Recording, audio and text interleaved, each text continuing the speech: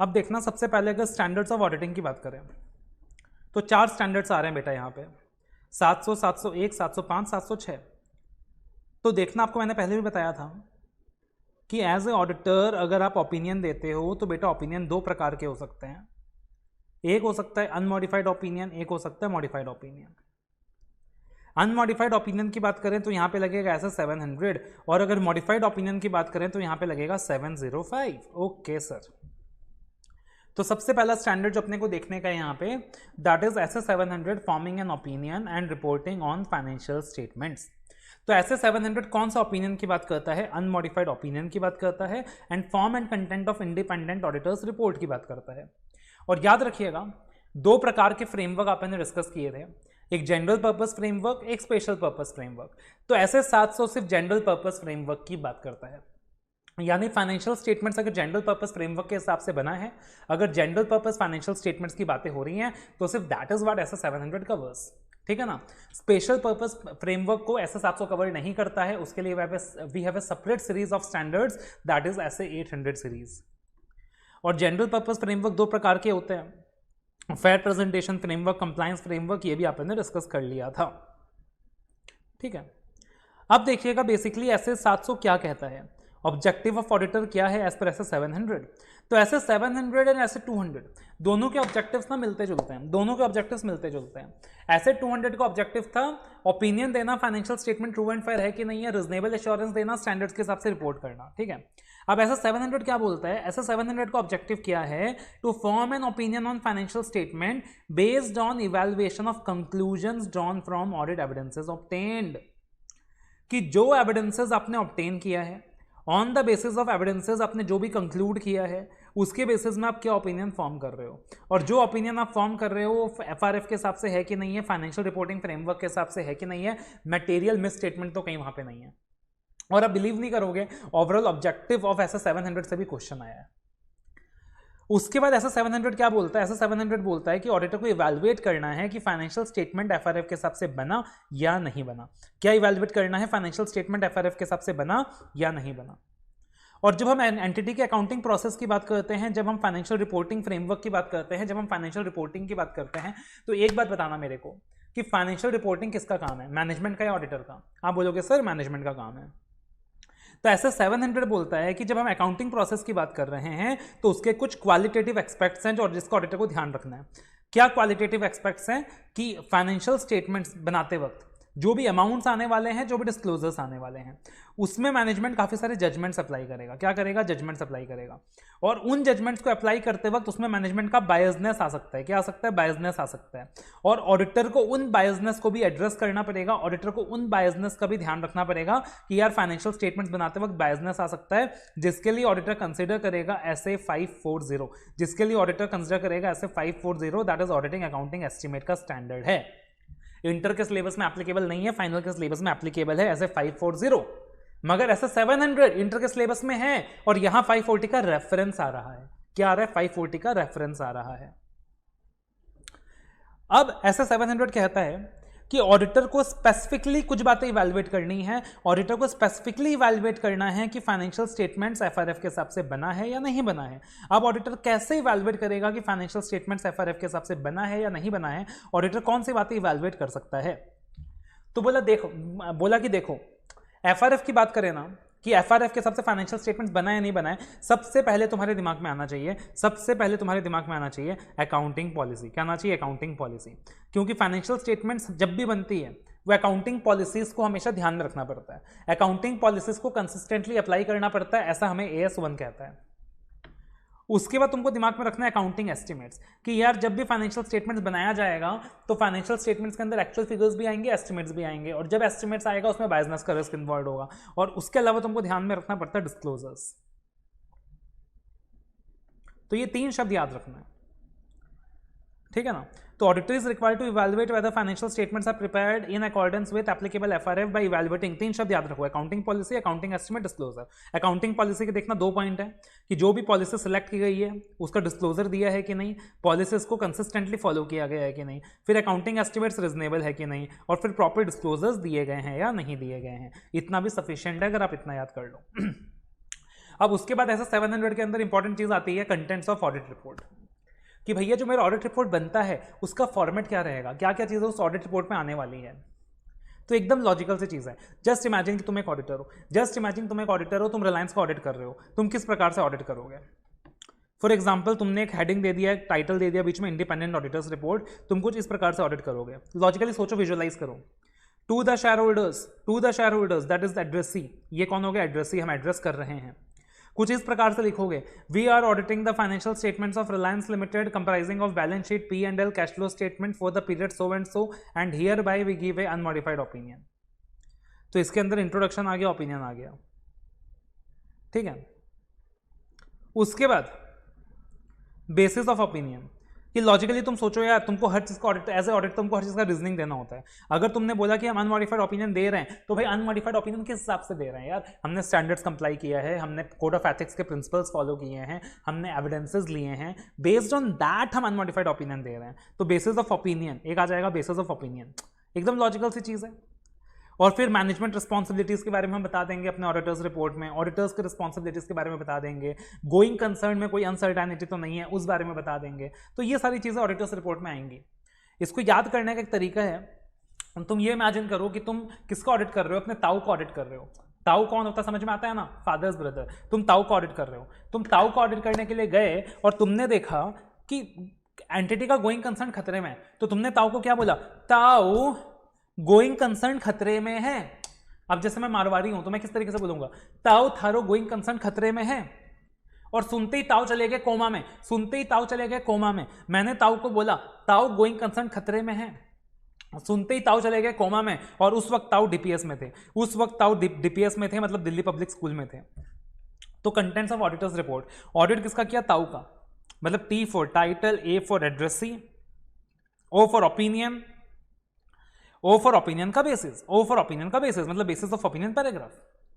फिर going concern paragraph जिसकी reporting ऐसे 570 के हिसाब से होती है। देन ताऊ कोमा में चले गए तो के से की ऑडिट मैटर पैराग्राफ जिसका रिपोर्टिंग ऐसे 701 के हिसाब से होता है। Then we have O for other information paragraph जिसका रिपोर्टिंग ऐसे 720 के हिसाब से होता है।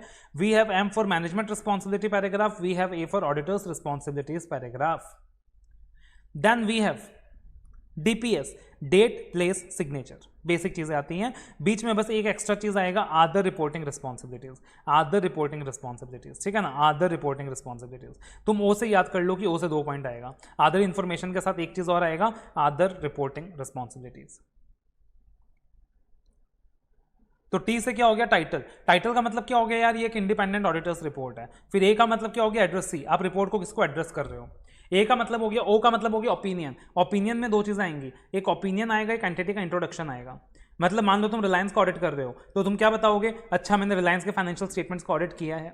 मान लो मैंने balance sheet, cash flow, P&L का ऑडिट किया है, मतलब टाइटल ऑफ फाइनेंशियल स्टेटमेंट्स जिनका ऑडिट किया है उसका रेफरेंस दोगे।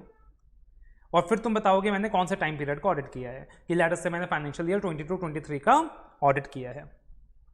फिर आ जाएगा बेसिस ऑफ ओपिनियन, कि on what basis I am giving unmodified opinion. तो इसमें मेनली तुम 3 चीजें बताओगे, एक मैंने स्टैंडर्ड्स कंप्लाई कर लिया है, एक मैंने कोड ऑफ एथिक्स के रिक्वायरमेंट फॉलो कर ली है, एक मैंने सफिशिएंट एप्रोप्रिएट एविडेंसेस ले लिया है।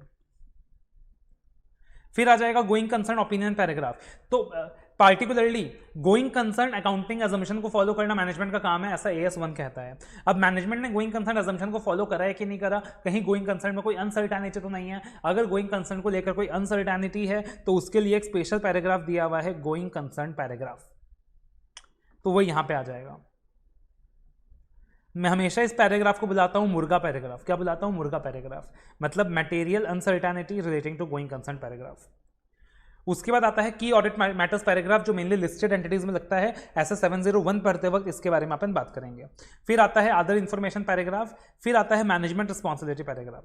तो मैनेजमेंट की जो भी रिस्पॉन्सिबिलिटीज होती हैं, फाइनेंशियल स्टेटमेंट FRF के हिसाब से बना कि नहीं, कंट्रोल्स बराबर है कि नहीं, गोइंग कंसर्न अजम्पशन फॉलो किया कि नहीं, वो सारा इसमें आ जाएगा। फिर आता है ऑडिटर्स रिस्पॉन्सिबिलिटीज पैराग्राफ। अब ऑडिटर्स रिस्पॉन्सिबिलिटीज एक बार रीड कर लेना, क्योंकि मोर और less it is the summary of entire audit. But होता क्या है देखना, ऑडिटर्स रिस्पॉन्सिबिलिटीज बहुत सारी होती हैं, बहुत सारी होती हैं। अब एक ऑडिट रिपोर्ट का टेबल चल रहा है, उसके बीच में तुम सोचो बाकी सारा पैराग्राफ 3-3 लाइन का है, 4-4 लाइन का है, और एक 3 पेज का ऑडिटर्स रिस्पॉन्सिबिलिटीज अचानक से बीच में आ जाएगा तो अच्छा नहीं लगेगा। तो बोल के ऑडिटर क्या करता है, काफी बार ऑडिटर्स रिपोर्ट के मेन बॉडी में ऑडिटर्स रिस्पॉन्सिबिलिटीज को डिस्क्राइब नहीं करके एक अलग से एनेक्जर में ऑडिटर्स रिस्पॉन्सिबिलिटीज को डिस्क्राइब कर देता है, या एक अलग से अपेंडिक्स में ऑडिटर्स रिस्पॉन्सिबिलिटीज को डिस्क्राइब कर देता है। तो एक और पैराग्राफ आता है, location of description of auditors responsibilities for the audit of financial statements. ठीक है, तो पार्टिकुलरली इसके अंदर आप रेफरेंस दोगे कि मैंने ऑडिटर्स रिस्पॉन्सिबिलिटीज के बारे में कहां बताया है, मैंने with in the body of auditor's report बताया है या अलग से अपेंडिक्स में बताया है, या अगर मान लीजिए मैंने किसी लॉ की रिक्वायरमेंट के तहत कोई ऑडिट एक्सेप्ट किया, मैंने किसी लॉ की रिक्वायरमेंट के तहत कोई ऑडिट एक्सेप्ट किया और वो जो गवर्नमेंट का वेबसाइट है वहां सारी रिस्पॉन्सिबिलिटीज दी हुई है, जो गवर्नमेंट का वेबसाइट है वहां सारी रिस्पॉन्सिबिलिटीज दी हुई है, तो उस वेबसाइट का रेफरेंस मैं यहां दे दूंगा। फिर आता है अदर रिपोर्टिंग रिस्पॉन्सिबिलिटीज, ये सबसे मेन पैराग्राफ होता है एक तरीके से। इसके अंदर क्या होता है, जो भी बातें ऑडिटर्स रिपोर्ट में आनी चाहिए, जैसे if you remember section 143 subsection 3 matters to be included in the auditor's report, बहुत सारे मैटर्स हैं, वो सारा यहाँ आ जाएगा। कारो 20 के क्लॉजेस यहाँ आ जाएंगे। Then DPS, signature, date and place. Signature तो पार्टिकुलरली जो भी एंगेजमेंट पार्टनर है उसका नाम, उसका सिग्नेचर, उसका मेंबरशिप नंबर, फर्म का नाम, फर्म का रजिस्ट्रेशन नंबर, और आजकल हर एक रिपोर्ट के लिए एक यूडिन नंबर अटैच किया जाता है, यूनिक डॉक्यूमेंट आइडेंटिफिकेशन नंबर, तो वो भी आ जाएगा। और ये यूडिन नंबर क्या होता है, एक 18 डिजिट अल्फा न्यूमेरिक नंबर होता है, एक 18 डिजिट अल्फा न्यूमेरिक नंबर होता है, and to authenticate the identity of every document, कि भैया सीए नहीं सर्टिफाई किया है, वो यूडिन नंबर वहां पे एफिक्स करना पड़ता है ताकि कुछ फॉर्जरी वगैरह ना हो सके। उसके बाद डेट, तो particularly date of auditor's report आएगा। और यार लॉजिकल सी चीज है, आपका रिपोर्ट का डेट हमेशा एविडेंस के डेट के बाद आएगा। ऐसा नहीं हो सकता कि यार आप बोलो कि एविडेंस बाद में मिला, रिपोर्ट पहले इशू कर दिया, दैट इज नॉट पॉसिबल। तो आपका रिपोर्ट का डेट हमेशा एविडेंस के डेट के बाद आएगा। और फिर आता है प्लेस ऑफ सिग्नेचर, कौन से सिटी में आपने रिपोर्ट साइन किया है। फिर ऑडिटर्स रिस्पॉन्सिबिलिटीज दी हुई है, यूडिन नंबर दिया हुआ है, एक बार गो थ्रू कर लोगे। एक टॉपिक लास्ट जो अपन डिस्कस करेंगे इस पार्टिकुलर स्टैंडर्ड में, what if supplementary information is presented with the financial statement. Supplementary का मतलब क्या होता है, सप्लीमेंट्री मतलब something that is addition, supplementary something that is addition. Financial statement के साथ साथ कंपनी ने कुछ एडिशनल इंफॉर्मेशन प्रेजेंट किया है, ठीक है। अब सवाल ये उठता है कि एज ए ऑडिटर मेरी रिपोर्टिंग किसमें है, फाइनेंशियल स्टेटमेंट के ऊपर है, कि फाइनेंशियल स्टेटमेंट एफआरएफ के हिसाब से है कि नहीं है। तो सवाल ये है कि यार ये जो सप्लीमेंट्री इंफॉर्मेशन साथ में प्रेजेंट किया है, ऑडिटर का जो ओपिनियन है वो इस सप्लीमेंट्री इंफॉर्मेशन को कवर करेगा या नहीं करेगा, करेगा या नहीं करेगा। अब लॉजिकली सोचना, इसको अपन दो पार्ट में डिवाइड कर सकते हैं। If supplementary information required as per FRF, अगर सप्लीमेंट्री इंफॉर्मेशन एफआरएफ के हिसाब से रिक्वायर्ड है फिर तो दिमाग लगाना हिच नहीं है।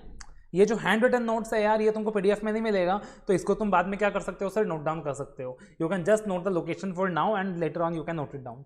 तो सप्लीमेंट्री इंफॉर्मेशन अगर एफआरएफ के हिसाब से रिक्वायर्ड है फिर तो दिमाग लगाना इच नहीं है, auditor is going to evaluate such supplementary information.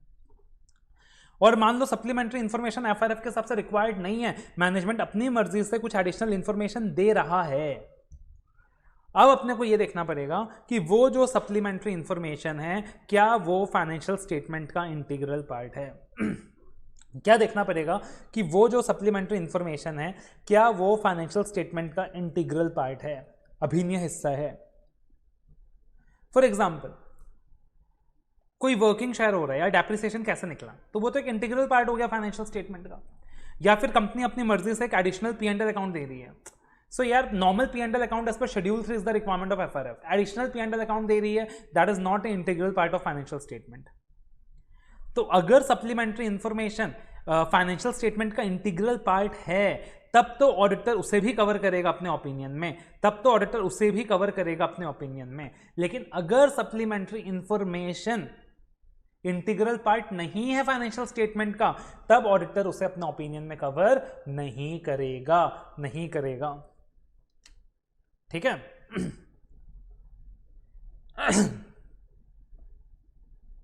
तो ये सारी चीजें अपन ऐसे 700 में डिस्कस करने वाले हैं।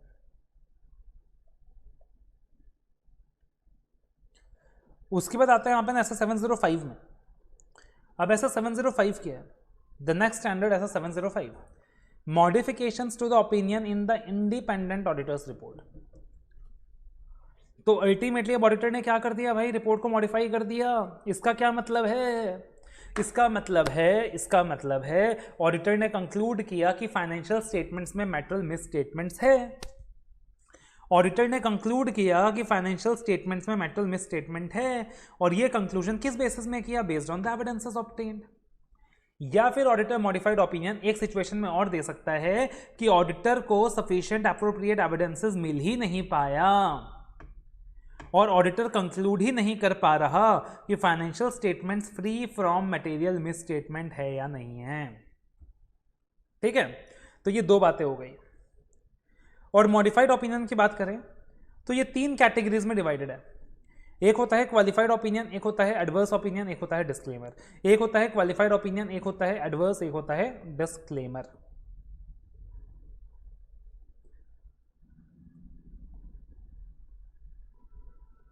अब देखना सर, मॉडिफाइड ओपिनियन 3 कैटेगरीज में डिवाइडेड है। एक होता है क्वालिफाइड ओपिनियन, एक होता है एडवर्स, एक होता है डिस्क्लेमर। कैसे डिसाइड करोगे? इसके लिए कुछ फैक्टर्स है जो तुमको ध्यान रखना पड़ेगा। सबसे पहले तुमको देखना पड़ेगा SAA मिला कि नहीं मिला, SAA मिला कि नहीं मिला।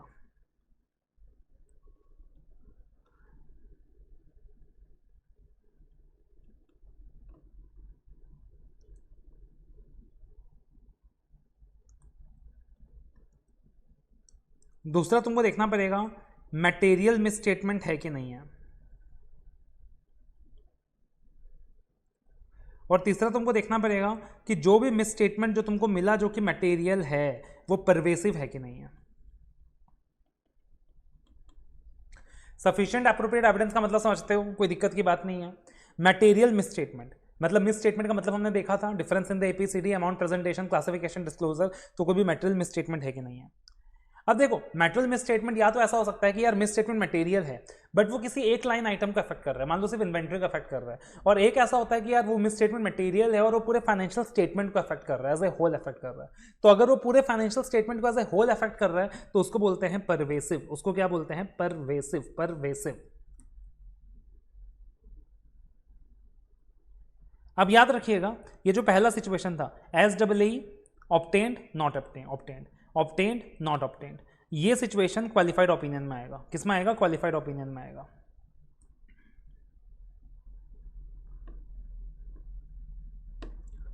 कि SAA obtained, SAA not obtained, SAA obtained, SAA not obtained, तो ये अपना क्वालिफाइड ओपिनियन में आएगा। अब देखो नाम से पता चल रहा है क्वालिफाइड ओपिनियन, नाम से पता चल रहा है क्वालिफाइड ओपिनियन, मतलब मैं किसी चीज को सिर्फ क्वालिफाई कर रहा हूं, मतलब मैं किसी चीज को सिर्फ क्वालिफाई कर रहा हूं। I am just giving a reservation, I am giving a reservation. जैसा तुम बोलते हो ना यार, तुमने शोले मूवी देखी होगी, तो शोले मूवी अगर तुमने देखी है तो वहां पे पार्टिकुलरली जब वो हेमा मालिनी की मौसी अमिताभ से पूछ रही होती है धर्मेंद्र के लिए कि बताओ वो लड़का कैसा है, तो वो किस तरीके से बोल रहा होता है, माँ जी वैसे तो लड़का बहुत अच्छा है, माँ जी बस दारू पीता है, वैसे तो लड़का बहुत ही अच्छा है माँ जी बस जुआ खेलता है। तो प्रैक्टिकली वो क्वालिफिकेशन दे रहा है कि वैसे तो लड़का बहुत ही अच्छा है बस ये कमी है, वैसे तो लड़का बहुत ही अच्छा है बस ये कमी है।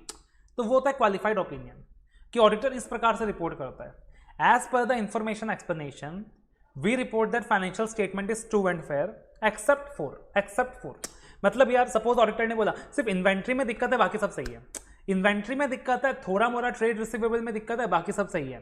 तो तुम बोल रहे हो कि सिर्फ 1-2 लाइन आइटम में दिक्कत है बाकी सब सही है, 1-2 लाइन आइटम में दिक्कत है बाकी सब सही है, तो उसका मतलब होता है क्वालिफाइड ओपिनियन। उसका मतलब होता है क्वालिफाइड ओपिनियन। इसका मतलब मिस स्टेटमेंट मटेरियल है मगर परवेसिव नहीं है, मगर परवेसिव नहीं है। और ये 2 पार्ट में डिवाइडेड होता है, एक होता है SAA मिला, एक होता है SAA नहीं मिला। अगर SAA मिला इसका मतलब तुम कंक्लूड कर पाओगे कि जो इफेक्ट है मिस स्टेटमेंट का वो मान लो मटेरियल है, परवेसिव नहीं है, तो क्वालिफाइड ओपिनियन। या इसका दूसरा सिनेरियो आता है SAA नॉट ऑब्टेन्ड, इसका दूसरा सिनेरियो आता है SAA नॉट ऑब्टेन्ड। तो इसका मतलब तुम अब कंक्लूड नहीं कर पाओगे, तुम एसेस कर पाओगे पॉसिबल इफेक्ट, तुम एसेस कर पाओगे पॉसिबल इफेक्ट, क्यों तुमको एविडेंस मिला ही नहीं तो तुम कंक्लूड कैसे करोगे? तो तुम पॉसिबल इफेक्ट का अंदाजा लगा सकते हो कि पॉसिबल इफेक्ट क्या है। अगर तुमको लगता है कि पॉसिबल इफेक्ट ये है यार कि जो मिस स्टेटमेंट है वो मटेरियल नहीं है, मगर मटेरियल है मगर परवेसिव नहीं है, तो इसका मतलब ये क्या हो गया? क्वालिफाइड ओपिनियन हो गया। इसका मतलब ये क्या हो गया? क्वालिफाइड ओपिनियन हो गया। तो क्वालिफाइड ओपिनियन में दो चीजें हैं, मिस स्टेटमेंट मटेरियल है परवेसिव नहीं है, और इसमें दो चीजें आती हैं, SAA मिला, SAA नहीं मिला। SAA मिला मतलब तुम कंक्लूड कर पा रहे हो कि जो भी इफेक्ट है मिस स्टेटमेंट का मटेरियल है परवेसिव नहीं है। SAA नहीं मिला मतलब कंक्लूड वर्ड यूज नहीं कर पाओगे, तुम बोलोगे एसेस करोगे पॉसिबल इफेक्ट कि मिस स्टेटमेंट मटेरियल है परवेसिव नहीं है, तो वहां आता है क्वालिफाइड ओपिनियन। क्वालिफाइड ओपिनियन में दो चीजें आती हैं, और इसका ड्राफ्टिंग कुछ इस तरीके से होता है कि as per the information explanation obtained we report that the financial statement reflects true and fair except for, तो वहां पे एक्सेप्ट फॉर शब्द यूज होगा, इस तरीके से रिपोर्टिंग होगा। उसके बाद आता है एडवर्स ओपिनियन। एडवर्स में बस एक ही सिचुएशन आएगा, SAA ऑब्टेन्ड,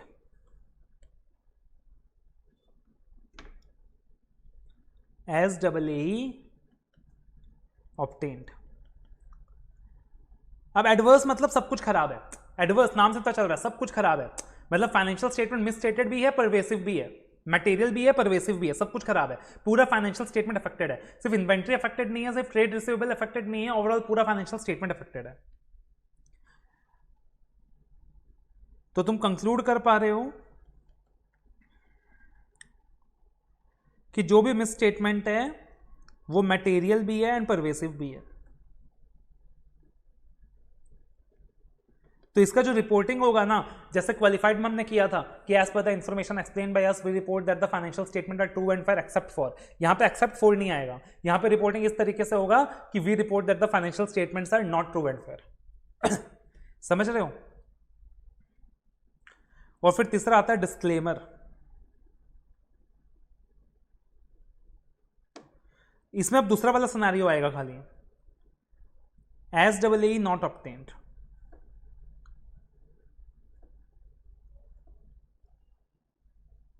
तो क्वालिफाइड में दोनों सिनेरियो आ गया, एडवर्स में खाली SAA ऑब्टेन्ड वाला आ गया, और डिस्क्लेमर में मतलब SAA नॉट ऑब्टेन्ड। अब यहां पे तुम कंक्लूड यूज नहीं कर सकते, तुमको एसेस करना पड़ेगा पोटेंशियल इफेक्ट या पॉसिबल इफेक्ट, पोटेंशियल इफेक्ट या पॉसिबल इफेक्ट।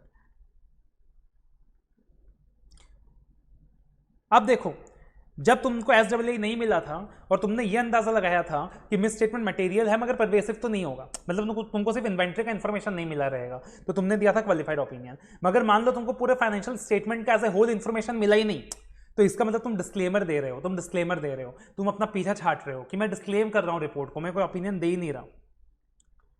तो अगर तुम एसेस कर रहे हो कि पोटेंशियल इफेक्ट क्या है, मिस स्टेटमेंट यहां पे मटेरियल भी है प्लस परवेसिव भी है, तो इसका मतलब तुम देने वाले हो डिस्क्लेमर। समझ में आ गया? अब एक चीज ध्यान रखिएगा,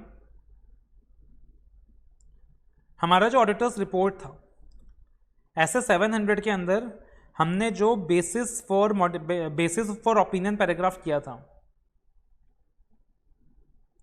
that was for unmodified opinion.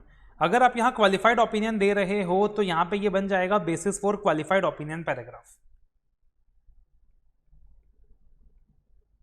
समझ रहे हो? आप बताओगे ना किस बेसिस में रिपोर्ट को मैं क्वालिफाई कर रहा हूं। अगर आप एडवर्स ओपिनियन दे रहे हो तो ये बन जाएगा basis for adverse opinion paragraph, और अगर आप डिस्क्लेमर दे रहे हो तो ये बन जाएगा बेसिस फॉर डिस्क्लेमर। क्या बन जाएगा? Basis for disclaimer. और याद रखना यहां पे सिग्निफिकेंट चेंजेस रिपोर्ट में तब आएंगे अगर आप डिस्क्लेमर दोगे, क्योंकि अगर आप डिस्क्लेमर दोगे ना तो याद रखिएगा जो पूरा का पूरा ऑडिटर्स रिस्पॉन्सिबिलिटीज पैरा था ये अमेंड हो जाएगा, ये छोटा हो जाएगा। क्यों छोटा हो जाएगा? जहां जहां आपने बोला था कि we have audited the financial statement, अब आप नहीं बोल सकते we have audited the financial statement. जहां आपने बोला we have obtained sufficient appropriate audit evidence, अब आप नहीं बोल सकते we have obtained sufficient appropriate audit evidence. तो पूरा का पूरा जो ऑडिटर्स रिस्पॉन्सिबिलिटीज का पैराग्राफ है वो क्या हो जाएगा? अमेंड हो जाएगा। वो जो स्टेटमेंट्स हैं, वो जो फ्रेजेस है कि हमने ऑडिट किया है, हमने एविडेंसेस लिया है, वो सारा हट जाएगा। दूसरा, अगर आप डिस्क्लेमर इशू कर रहे हो तो की audit matters one be included. अगर आप एज ए ऑडिटर डिस्क्लेमर दे रहे हो तो की audit matter one be included. इसका कारण है, कारण क्या है, की ऑडिट मैटर्स में वो पैराग्राफ आते हैं जो सबसे इंपॉर्टेंट होते हैं। तुम तो ऑडिट कर ही नहीं पाए, तुमको तो इंफॉर्मेशन मिला ही नहीं, तुमको तो एविडेंस मिला ही नहीं, तो तुम कैसे बता पाओगे सबसे सिग्निफिकेंट क्या क्या था। सो दैट इज वाई यहां पे की ऑडिट मैटर्स आएगा ही नहीं। तो ये क्या सारा डिस्क्लेमर। तो अब देखना डिस्क्लेमर की ड्राफ्टिंग भी किस तरीके से होती है। Because of the significance of matter described in the basis for disclaimer of opinion paragraph, we have not been able to obtain sufficient appropriate audit evidence to provide a basis for audit opinion. Accordingly, we do not express any opinion on financial statement. फिर pervasive क्या होता है, pervasive का मतलब बता दिया, एक बार read कर लोगे परवेसिव क्या होता है। इसी चीज को मैट्रिक्स के फॉर्म में समझा दिया, to determine what type of modified opinion should be used by the auditor. ठीक है ना।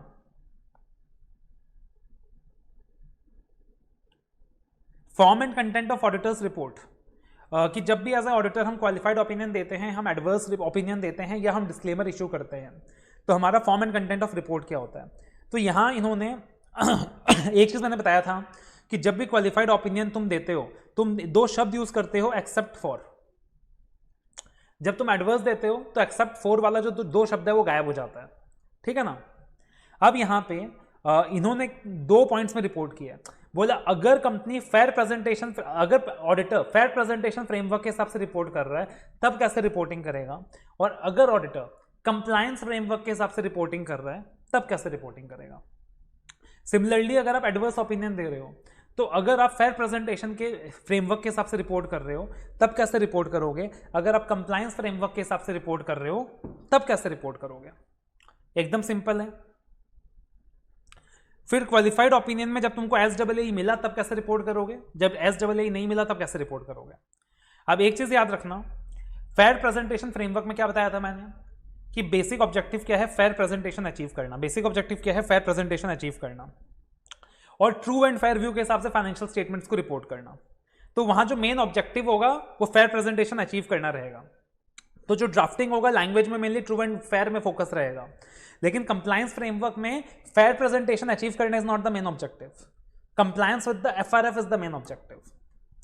तो अब तुम देखना यहां पे, special considerations required when the auditor expresses a qualified opinion due to a material misstatement in the financial statement, the auditor shall state that in the auditor's opinion. अब देखना यहां पे 2 शब्द इसने इंसर्ट कर दिए, accept for the effects of matter described in the basis for qualified opinion section. मतलब जो भी basis for qualified opinion section में दिया है उसके अलावा सब कुछ ठीक ही लग रहा है अपने को। Except for the effects of matter described in the basis of qualified opinion when reporting in accordance with fair presentation framework, the financial statements are true and fair और इन अकॉर्डेंस विद FRF। लेकिन अगर आप compliance framework के हिसाब से report करोगे तो ये ट्रू एंड फेयर वाला सेंटेंस गायब हो जाएगा, because fair presentation main objective है ही नहीं। तो when reporting in accordance with the compliance framework आप क्या रिपोर्ट करोगे, that financial statements have been prepared in accordance with the FRF। समझ में आया। थोड़ा टेक्निकल है, रेगुलर क्लासेस में टाइम लगता है, रिवीजन में कोशिश कर रहा हूं समझाने का कम टाइम में। नॉर्मली रेगुलर क्लासेस में भी ये टॉपिक स्किप हो जाता है जबकि स्टडी मैट का ही पार्ट है। ठीक है। तो इस पे form and content of auditor's report in case of qualified opinion, तो आपका लैंग्वेज क्या रहा, accept for the matters described in the basis for qualified opinion paragraph. अगर आप फेयर प्रेजेंटेशन फ्रेमवर्क के हिसाब से रिपोर्ट कर रहे हो तो आप इस तरीके से रिपोर्ट कर रहे हो, financial statement true and fair है। अगर आप कंप्लायंस फ्रेमवर्क के हिसाब से रिपोर्ट कर रहे हो तो ट्रू एंड फेयर वर्ड गायब हो जाएगा, आप फिर रिपोर्ट करोगे financial statement as per FRF है। ठीक है, ओके। और अगर क्वालिफाइड ओपिनियन दूसरे सिचुएशन की वजह से मतलब तुमको एविडेंस नहीं मिला तो बोला जहां जहां इफेक्ट वर्ड यूज किया था वहां वहां पॉसिबल इफेक्ट यूज कर लेना, जहां इफेक्ट वर्ड यूज किया था वहां पॉसिबल इफेक्ट यूज कर लेना, बाकी आंसर सेम रहेगा। सिमिलरली आप एडवर्स ओपिनियन दोगे तो यहां एक्सेप्ट फॉर वाला शब्द गायब हो जाएगा। अब क्या बोलेंगे, because of the significance of matter described in the basis of adverse section, adverse opinion section. अगर अपन फेयर प्रेजेंटेशन फ्रेमवर्क के हिसाब से रिपोर्ट कर रहे हैं तो बोलेंगे financial statements are not true and fair. और अगर कंप्लायंस फ्रेमवर्क के हिसाब से रिपोर्ट कर रहे हैं तो बोलेंगे financial statements are not prepared as per the FRF। तो मेन मुद्दा यही है, ठीक है ना, मेन मुद्दा यही है। Consequence of an inability to obtain sufficient appropriate audit evidence due to management imposed limitation after the auditor has accepted the engagement. As a auditor मैंने engagement accept कर लिया, engagement accept करने के बाद मैनेजमेंट ने मेरे काम पे limitation लगा दी है। अब मैं क्या करूं? काम एक्सेप्ट करने से पहले लिमिटेशन लगाया होता मैं शायद ऑडिट एक्सेप्ट ना करता, बट मैंने काम एक्सेप्ट कर लिया, अब मैनेजमेंट लिमिटेशन लगा दिया। तब मैं ऑडिटर हाथ जोड़ के रिक्वेस्ट करूंगा, management please remove the limitation. अगर मैनेजमेंट लिमिटेशन रिमूव नहीं करता तो याद रखना auditor is a complaining child. बचपन में क्या करते थे, मम्मी बात नहीं मानती थी, पापा के पास जाते थे। वैसे अगर मैनेजमेंट बात नहीं मानेगा तुम यहाँ TCWG के पास जाओगे। किसके पास जाओगे? TCWG के पास जाओगे, दोस्त चार्ज गवर्नेंस के पास जाओगे। तो अगर मैनेजमेंट लिमिटेशन नहीं हटाता तो TCWG को कम्युनिकेट करोगे और ऑल्टरनेटिव प्रोसीजर्स परफॉर्म करने की कोशिश करोगे। और ऑडिटर अगर एविडेंसेस नहीं ले पा रहा है, अगर ऑडिटर एविडेंसेस नहीं ले पा रहा है और ये कंक्लूड कर रहा है कि पॉसिबल इफेक्ट जो है वो ये है कि मिसस्टेटमेंट मटेरियल तो है, बट मटेरियल भी और मान लो परवेसिव भी है, मटेरियल भी है मान लो परवेसिव भी है। तो देखो अगर ऑडिटर एविडेंस नहीं ले पाया तो यानी कि दो सिचुएशंस हैं, या तो ऑडिटर क्वालिफाइड ओपिनियन देगा या डिस्क्लेमर देगा। अगर ऑडिटर ये कंक्लूड कर रहा है कि पॉसिबल इफेक्ट मटेरियल है मगर परवेसिव नहीं है, वो क्वालिफाइड ओपिनियन देगा। या लेकिन अगर ऑडिटर ये कंक्लूड कर रहा है कि मिसस्टेटमेंट्स मटेरियल भी है परवेसिव भी है, मतलब होंगे पॉसिबल इफेक्ट, तो इन दैट सिचुएशन या तो वो डिस्क्लेमर देने के बारे में सोचेगा या तो एंगेजमेंट से विड्रॉ करने के बारे में सोचेगा, या तो एंगेजमेंट से विड्रॉ करने के बारे में सोचेगा। बिकॉज वर्स्ट सिनेरियो होता है यार कि तुमको एविडेंसेस नहीं मिला और उसका इंपैक्ट मटेरियल भी है परवेसिव भी है, तो तुम क्या करोगे ऑडिट कंटिन्यू करके? तो या तो विड्रॉल के बारे में सोचोगे या तो तुम डिस्क्लेमर दोगे। क्या क्या चेंजेस आएंगे ऑडिट रिपोर्ट में वो आपने डिस्कस कर लिया था। तो मोटा मोटी रूप में ये सारी चीजें हैं that we are going to discuss in that we have discussed in SA 705। उसके बाद आता है SA 701। अब SA 701 क्या है sir?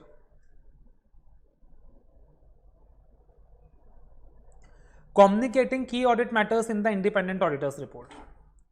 Now what do you mean by की ऑडिट मैटर्स? अब देखना यहां पे की ऑडिट मैटर्स का बैकग्राउंड क्या है।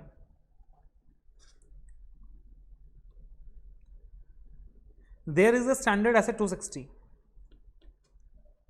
जो कहता है कम्युनिकेट सिग्निफिकेंट मैटर्स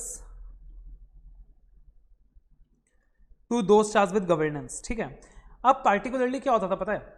ऐसे 260 कहता है auditor is required to communicate significant matters to those charge with governance. तो पहले क्या होता था यार, ये जो कम्युनिकेशन है ना ऑडिटर और TCWG का, ये कम्युनिकेशन इनका आपस में ही रहता था और शेयर होल्डर्स को कभी पता ही नहीं चलता था। लेकिन अब इन्होंने क्या बोला? अब इन्होंने बोला यार कि यूजर्स ऑफ फाइनेंशियल स्टेटमेंट को शेयर होल्डर को पता चलना चाहिए सिग्निफिकेंट मैटर्स के बारे में। So out of the matters you have communicated to the shareholders, to the those charged with governance, sorry. Out of the matters you have communicated to the those charged with governance. तुम assess करो कौन सा सबसे ज्यादा risky है, तुम assess करो कि वहां मैनेजमेंट का बायसनेस किसमें ज्यादा इन्वॉल्व है, और जो तुमको लगता है सबसे ज्यादा रिस्की है, मैनेजमेंट का बायसनेस सबसे ज्यादा इन्वॉल्व है, उन मैटर्स को तुम क्या करो, की ऑडिट मैटर्स पैराग्राफ में इंक्लूड करो, उन मैटर्स को की ऑडिट मैटर्स में इंक्लूड करो और ऑडिट रिपोर्ट में इंक्लूड करो, ताकि ज्यादा ट्रांसपेरेंसी बना रहे। यूजर्स ऑफ फाइनेंशियल स्टेटमेंट को क्या मिले? ज्यादा ट्रांसपेरेंसी मिले। They get access to the significant matters that is communicated by the auditor to the TCWG। और तुम बकायदा बताओ कि फॉर एग्जांपल मैं ऑडिट कर रहा था, ऑडिट करते करते मेरे को रेवेन्यू रिकग्निशन में कुछ अनसर्टेनिटी मिला, फिर मैंने उस अनसर्टेनिटी के बारे में किस प्रकार से मैनेजमेंट को कम्युनिकेट किया, फिर मैनेजमेंट का क्या जवाब आया, फिर मैंने क्या क्या प्रोसीजर्स परफॉर्म करे टू रिमूव दैट रिस्क। सारी कहानी बताओ यूजर्स को, सारी कहानी बताओ। मुझे रिस्क मिला, मैंने क्या प्रोसीजर्स परफॉर्म करा, फिर मैनेजमेंट का क्या जवाब आया, फिर मैंने उस रिस्क को कैसे कम किया, सारी चीजें बताओ। तो कोई सिग्निफिकेंट असर्शन के ऊपर अगर तुमको कोई रिस्क मिला था ऑडिट करते वक्त, तो तुमने क्या किया, किस प्रकार से तुमने उस रिस्क को दूर किया, तुम सारी चीजें की ऑडिट मैटर्स में बताओ। इससे यूजर का जो फेथ है ऑडिट के प्रोसेस में वो इंक्रीज होगा, भर जाएगा। ठीक है ना, भर जाएगा। तो that is what we call as key audit matters. तो जब भी हम की ऑडिट मैटर्स डिटरमाइन करेंगे, ये उन मैटर्स से डिटरमाइन करेंगे जो कि दो स्टार्स विद गवर्नेंस को कम्युनिकेट करना है, और तीन बातें कंसिडर करेंगे। सबसे पहले कि जो बातें हमने TCWG को कम्युनिकेट करी है उसमें ROMM ज्यादा किधर है, रिस्क ऑफ मटेरियल मिसस्टेटमेंट ज्यादा किधर है, और रोम का आइडेंटिफिकेशन हम ऐसे 315 के हिसाब से करते हैं।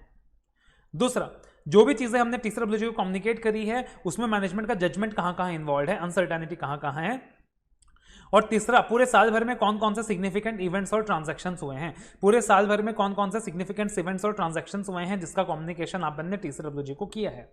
और बोला जो भी की ऑडिट मैटर आप आइडेंटिफाई करोगे, फॉर एग्जांपल अलग अलग मुद्दे हो सकते हैं एग्जांपल्स, फॉर एग्जांपल इंपायरमेंट लॉस, तुमने इंपायरमेंट लॉस के बारे में कुछ कम्युनिकेशन करा, तुमने रेवेन्यू रिकॉग्निशन के बारे में कुछ कम्युनिकेशन करा, कोई टैक्स डिस्प्यूट के बारे में तुमने कम्युनिकेशन करा, तो ये सारे एग्जांपल हो गया की ऑडिट मैटर का। तो बोला तुम जो भी की ऑडिट मैटर सेलेक्ट करोगे, ऑडिटर तीन चीजें कम्युनिकेट करेगा। पहला, अगर जिस मैटर के बारे में तुमने कम्युनिकेट करा है दो स्टार्स विद गवर्नेंस, जिस मैटर के बारे में तुमने KM में इंक्लूड करा है, अगर वो फाइनेंशियल मैटर है, तो तुम डिस्क्लोजर देना साथ ही साथ कि फाइनेंशियल स्टेटमेंट में वो बात कहां बताई गई है।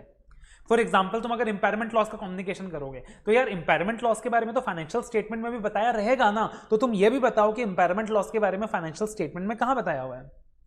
दूसरा, तुम रीजन बताओ कि तुमको ये मैटर इतना सिग्निफिकेंट क्यों मिला, मोस्ट सिग्निफिकेंट क्यों लगा, और क्यों तुम इसे की ऑडिट मैटर्स में इंक्लूड कर रहे हो।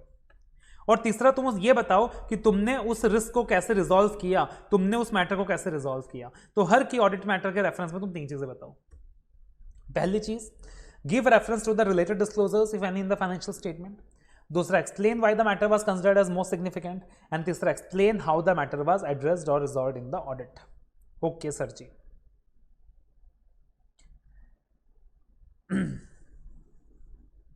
अब एक चीज ध्यान रखना, की ऑडिट मैटर्स का बेसिक समझ में आ गया। अब की ऑडिट मैटर्स लगता है सिर्फ लिस्टेड एंटिटीज के केस में। अगर आप लिस्टेड एंटिटीज का ऑडिट कर रहे हो तो की ऑडिट मैटर्स आएगा ही आएगा। अगर आप नॉन लिस्टेड एंटिटीज का ऑडिट कर रहे हो तो की ऑडिट मैटर ऑप्शनल है। और दूसरा, key audit matters can be with respect to financial matter और can be with respect to non financial matter. दोनों ही चीजों के बारे में की ऑडिट मैटर हो सकता है। अब एक चीज याद रखना, की ऑडिट मैटर का मतलब होता है कि जो मैटर्स तुमने TCWG को कम्युनिकेट किया था उसमें मोस्ट सिग्निफिकेंट क्या है, सबसे ज्यादा सिग्निफिकेंट क्या है तुम्हारे करंट पीरियड के ऑडिट में, सबसे ज्यादा सिग्निफिकेंट क्या है। अब कुछ बातें ऐसी होंगी जो मोस्ट सिग्निफिकेंट होंगी और की ऑडिट मैटर में आने भी चाहिए, लेकिन की ऑडिट मैटर्स में नहीं आएंगी, राइट, लेकिन की ऑडिट मैटर्स में नहीं आएंगी। तो वो कौन से मैटर्स हैं, मजेदार टॉपिक है। तो मान लो क्या बोला हमने कि भाई कुछ बातें ऐसी होंगी जो मोस्ट सिग्निफिकेंट होंगी, की ऑडिट मैटर्स होंगी, बट फिर भी तुम उसे की ऑडिट मैटर्स में कम्युनिकेट नहीं करोगे। वो कौन से मैटर्स होंगे सर? मान लो कोई मैटर है जिसके रिस्पेक्ट में तुमने मॉडिफाइड ओपिनियन दिया था, मतलब कोई मिस स्टेटमेंट रहेगा, तुमने मैनेजमेंट को कम्युनिकेट किया रहेगा, मैनेजमेंट ने करेक्शन नहीं किया होगा, तो तुमने मॉडिफाइड ओपिनियन इशू किया था। तो अब तुम बताना ये मोस्ट सिग्निफिकेंट है कि नहीं। अरे बाप रे, ये तो मोस्ट सिग्निफिकेंट है, ये की ऑडिट मैटर में आना चाहिए था कि नहीं आना चाहिए था? बिल्कुल आना चाहिए था, लेकिन ये की ऑडिट मैटर में नहीं आएगा।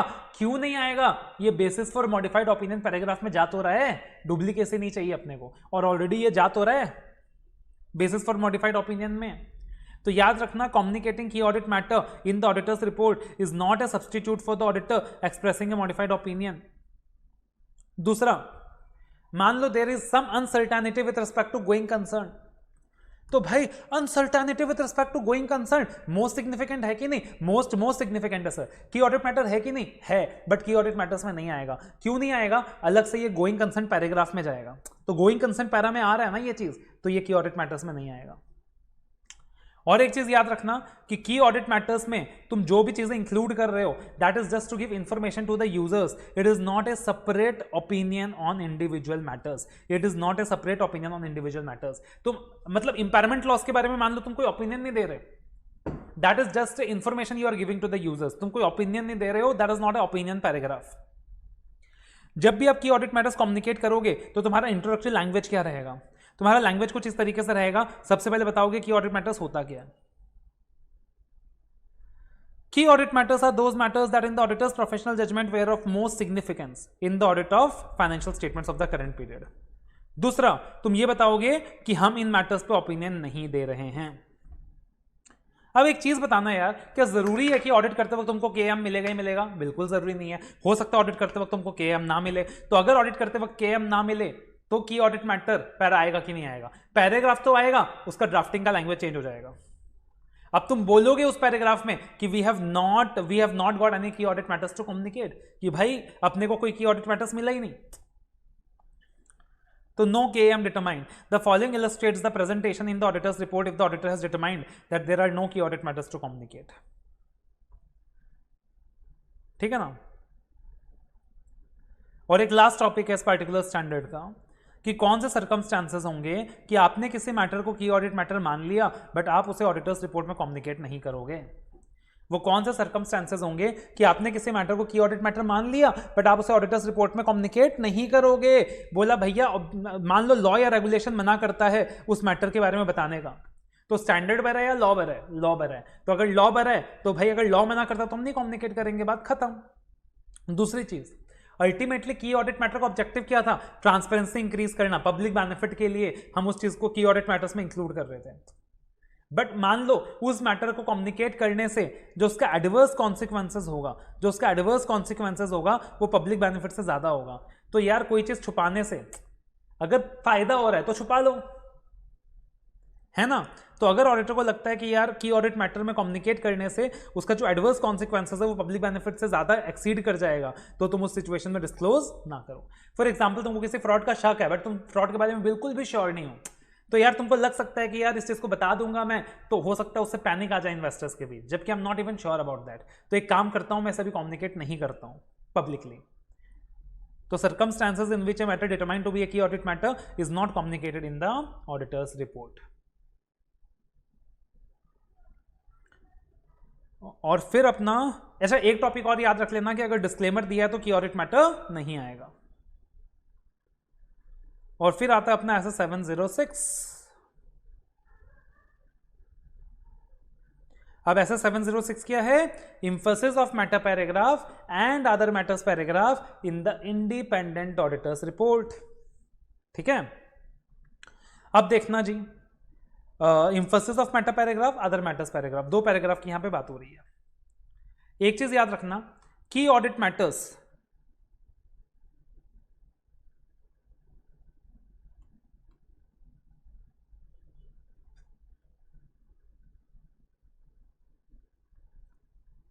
मेनली लिस्टेड कंपनीज के लिए था.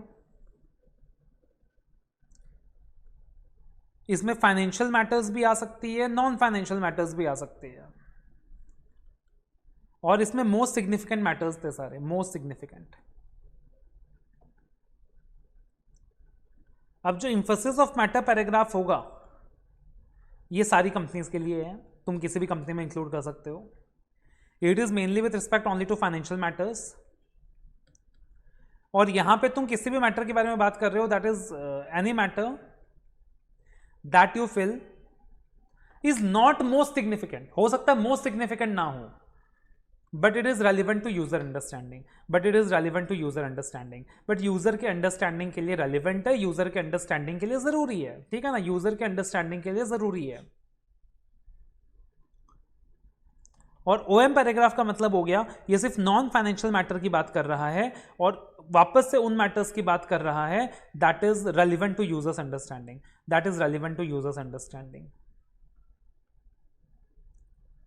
तो ईओएम पैराग्राफ का मतलब क्या हो गया? कोई फाइनेंशियल मैटर है, मतलब कंपनी ने उस मैटर के बारे में फाइनेंशियल स्टेटमेंट में डिस्क्लोजर दिया हुआ है मगर ऑडिटर को लगता है कि यार वो यूजर की अंडरस्टैंडिंग के लिए रेलिवेंट है. तो in that situation better transparency ensure करने के लिए ऑडिटर उस मैटर को दोबारा से एम्फेसिस ऑफ मैटर पैराग्राफ में इनकॉर्पोरेट कर देगा. क्या कर देगा? दोबारा से एम्फेसिस ऑफ मैटर पैराग्राफ में इनकॉर्पोरेट कर देगा बिकॉज वो यूजर की अंडरस्टैंडिंग के लिए रेलिवेंट है.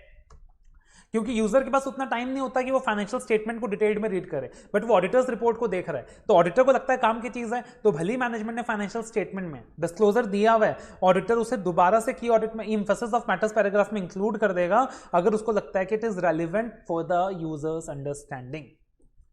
ठीक है, और साथ ही साथ उस सिचुएशन पे ऑडिटर क्या करने वाला है पता है, ऑडिटर रेफरेंस देने वाला है कि where that matter can be found in the financial statement. मगर दोबारा से सोचो, ऐसा भी तो हो सकता है कि जो तुमको लग रहा है यूजर की अंडरस्टैंडिंग के लिए रेलिवेंट है, तुमको सेम मैटर में लगा था मोस्ट सिग्निफिकेंट है, और तुमने ऑलरेडी उसे की ऑडिट मैटर में इंक्लूड कर दिया है। तो अगर तुमने ऑलरेडी की ऑडिट मैटर में इंक्लूड कर दिया है तो दोबारा से ईओएम में इंक्लूड करने की जरूरत है क्या? नहीं है, because higher priority goes to key audit matter, वो मोस्ट सिग्निफिकेंट मैटर्स है। तो बोला अगर तुमने किसी मैटर को ऑलरेडी की ऑडिट मैटर में इंक्लूड कर दिया है, दोबारा से ईओएम पैरा में इंक्लूड मत करना। या तुमने किसी मैटर के रिस्पेक्ट में मॉडिफाइड ओपिनियन दे दिया है तो दोबारा से ईओएम पैरा में इंक्लूड मत करना।